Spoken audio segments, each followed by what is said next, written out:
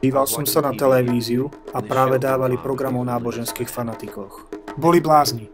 No, mohli by ste si myslieť, že sú blázni, ak by ste nerozumeli ich kultúre a náboženstvu.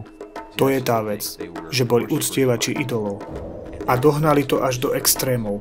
Pomalovali si svoje tela, mali oblečené smiešne kostýmy, skandovali, tancovali, robili obete za svoje veci. Stavali si obrovské chrámy na uctievanie ich idolov. Zdalo sa, že celá ich existencia mala jeden jediný vrchol. A tým vrcholom bolo uctievanie. Asi si to neviete dať do súvislosti. Poďme to skúsiť znova.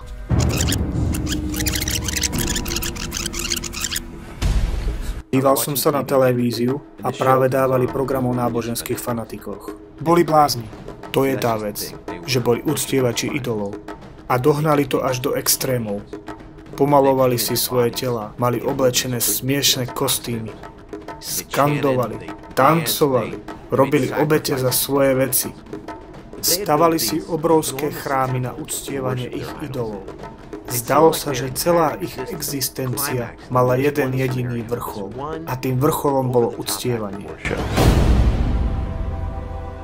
Uctievanie idolov už dávno nie je len o uctievaní zlatého telaťa. Boli sme stvorení na uctievanie. Ale uctievame špatné veci. Rozmýšľajte o svojom stvoriteľovi.